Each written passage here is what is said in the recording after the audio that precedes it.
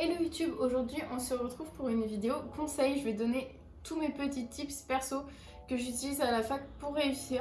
Alors je suis pas forcément la première de la classe, loin de là, mais j'ai un dossier on va dire correct, j'ai eu mes années avec mention. Mais avant en fait j'ai fait un gros flop comme je vous l'ai expliqué dans ma vidéo orientation scolaire en droit. Et en droit je n'appliquais absolument aucun de ces conseils là, vraiment aucun. C'était un peu la débandade et quand je me suis mis à appliquer tous ces conseils, on va dire que je me suis mis à réussir de façon correcte. Donc du coup je voulais vous les faire parvenir à travers cette vidéo.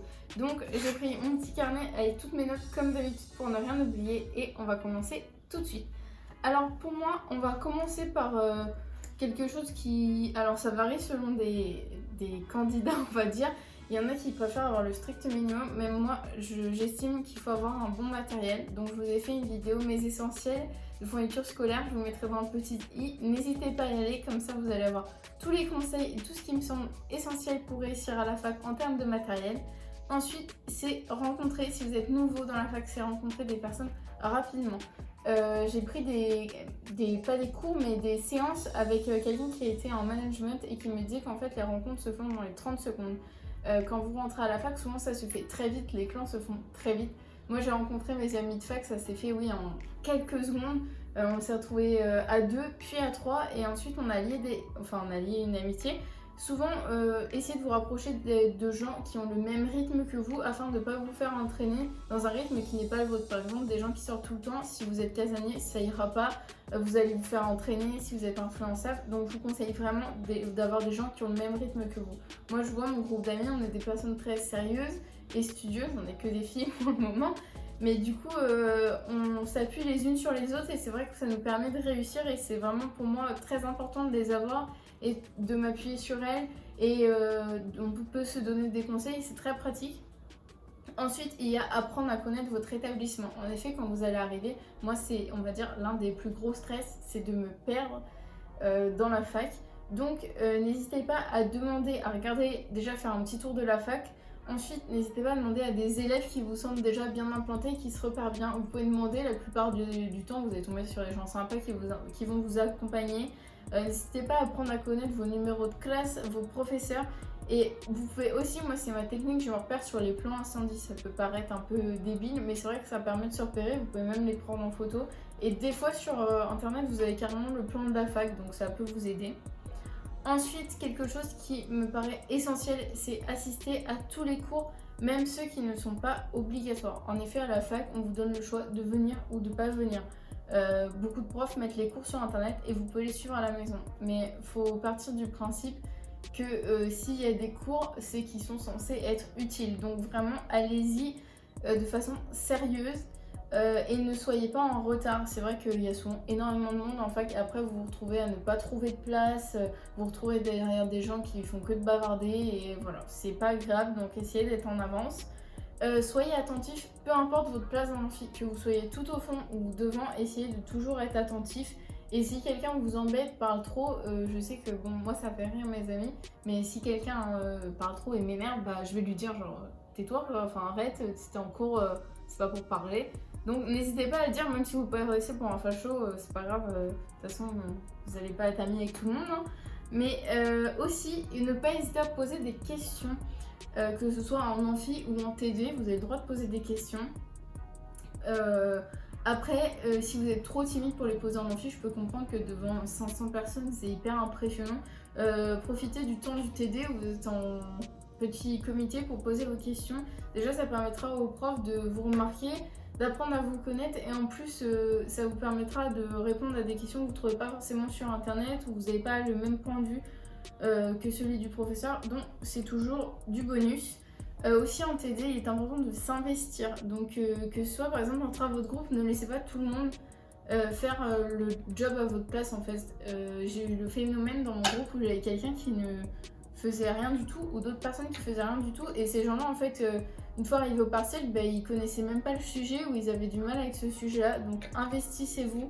Ça peut tomber, votre sujet de groupe peut tomber au partiel.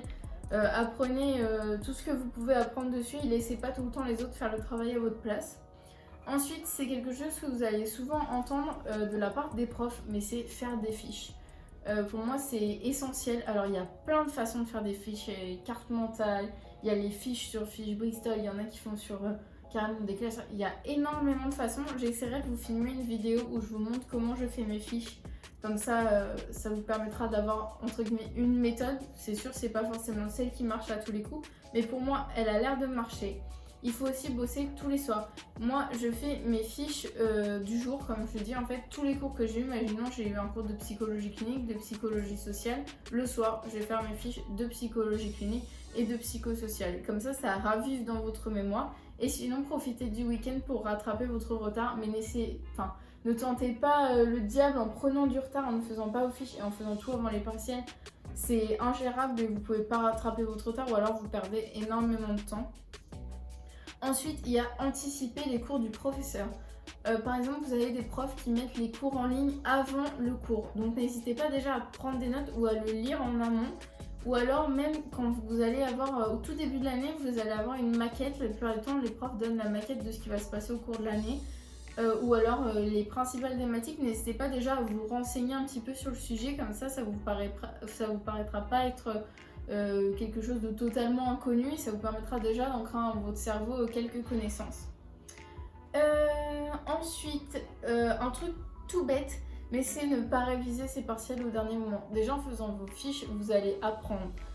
Par exemple, moi je fais mes fiches, tout simple, ensuite je les recolorie, donc je relis, ça remémorise, ensuite je les apprends. Donc, et n'essayez pas d'apprendre tout par cœur. Si vous apprenez un concept par cœur mais que vous ne le comprenez pas, ça sert strictement à rien. Alors oui, ça peut vous servir si on vous demande une définition, mais à la fac, souvent on vous demande plutôt un raisonnement. Donc essayez de comprendre le concept en plus de l'apprendre.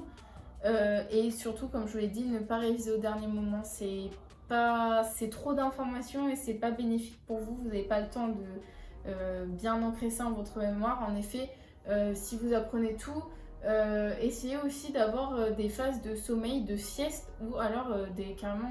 Je sais que moi j'aime bien apprendre.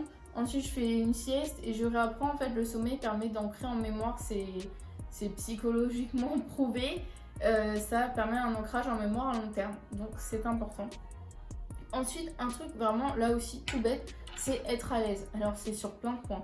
C'est être à l'aise dans ses vêtements, manger équilibré, ramener des snacks à l'école. Enfin, on va te parler de bien-être là en fait. Si vous n'êtes pas à l'aise, si vous portez des vêtements qui vous plaisent pas, vous vous sentez très, vous n'allez pas être 100% dans vos cours. Pareil pour les snacks, ramenez un petit truc à manger. Souvent les cours sont longs, vous avez faim si ça va en midi et si vous avez faim, pareil, ça n'aide pas à la concentration et à l'apprentissage. Et aussi tout ce qui est sommeil et ne pas vous coucher trop tard. J'ai tendance moi à me coucher trop tard, voire très tard. Des fois je m'endors, il est 4h et je dois me lever à 6h le matin et je suis complètement décalquée. Et franchement, essayez de tout mettre en place pour ne pas vous coucher trop tard. Évitez les écrans, commencez la lecture, faites de la méditation. Moi j'ai essayé plein de choses.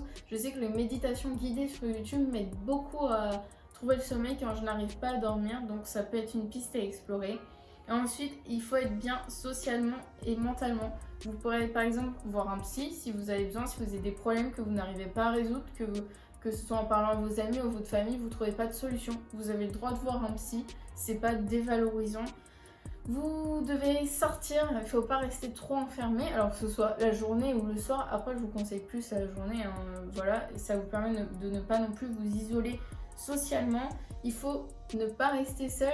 Si vous voulez, vous sentez trop seul, consultez vos amis, essayez de manger chez eux le soir, de faire vos cours ensemble, créer une coloc, ça peut être une bonne alternative. Après, il faut que tout le monde ait le même rythme, tout le monde ait le même style de vie, sinon ça peut être un peu électrique.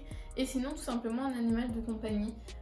Si vous n'êtes pas socialement à l'aise pour faire une coloc, prenez un animal de compagnie. Moi, j'ai fait ma première année de fac, je me sentais un peu toute seule.